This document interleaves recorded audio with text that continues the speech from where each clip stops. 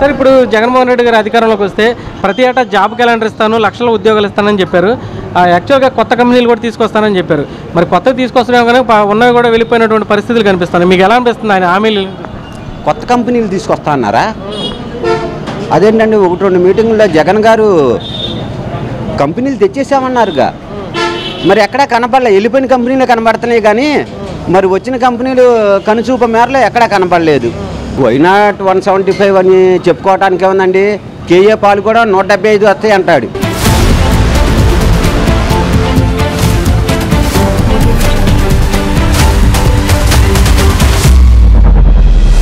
నమస్తే సార్, మీ పేరండి? మల్లికార్జునరావు అండి. మల్లికార్జునరావు గారు ఏం చేస్తుంటారు సార్ మీరు? మాది పొగాకు వ్యాపారం అండి. సార్ మీది ఏ ఊరు, ఏ నియోజకవర్గం సార్? నూజివేడు నియోజకవర్గం.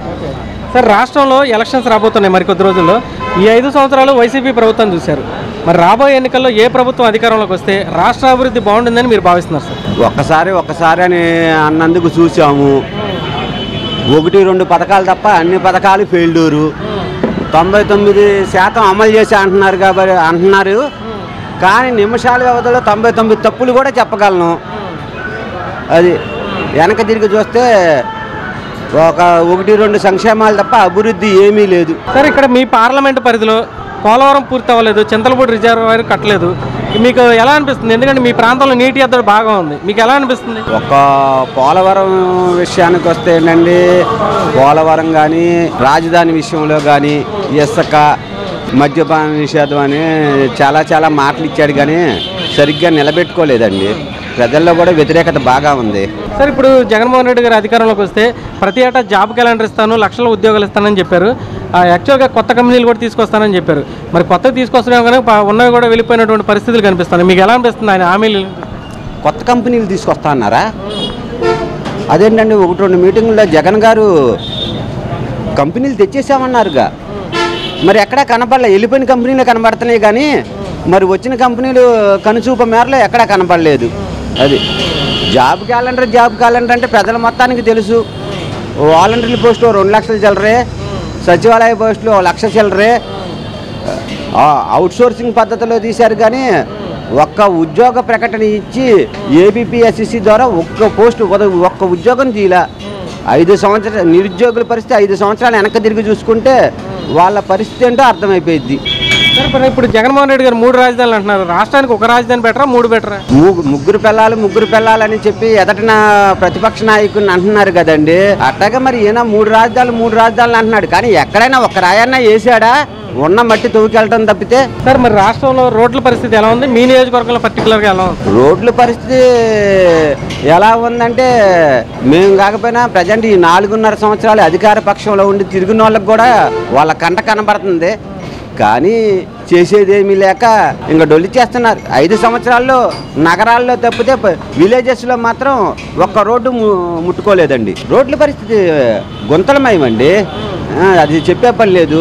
ఇప్పటికి కూడా జగన్మోహన్ రెడ్డి గారు కానీ ఆయన పార్టీ వాళ్ళు కానీ వైనాట్ 175 అనే మాట మాట్లాడుతున్నారు.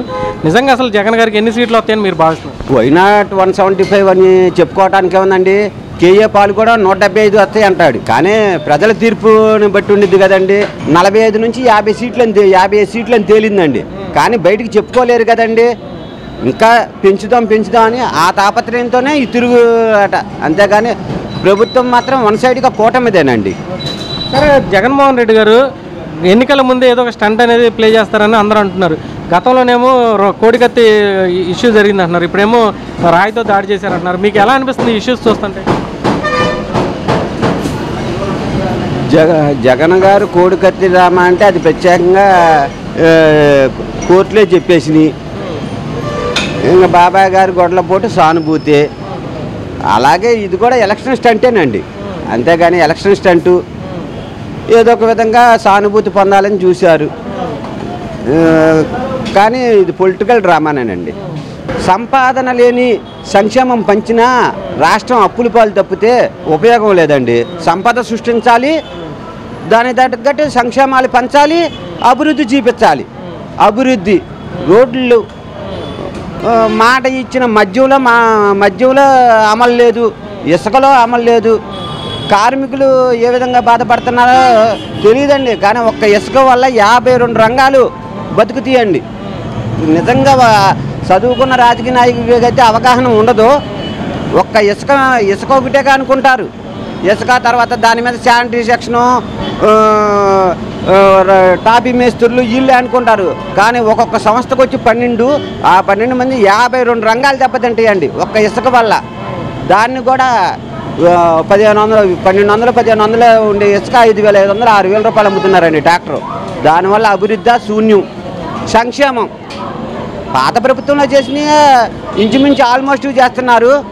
అమ్మ ఒడి అని చెప్పి దానికి కూడా హ్యాండ్స్ అప్ ఇచ్చేసి ఒక్కరికే అని చెప్పారు. అది కూడా కండిషన్ ప్రకారం కొంతమందికే ఇస్తున్నారు. అది బటన్ నొక్కుతున్నారు. ఎవరికి వస్తున్నాయో రావట్లేదో కూడా తెలియదు. వాస్తవంగా అయితే అదండి జరిగేది. Thank you sir.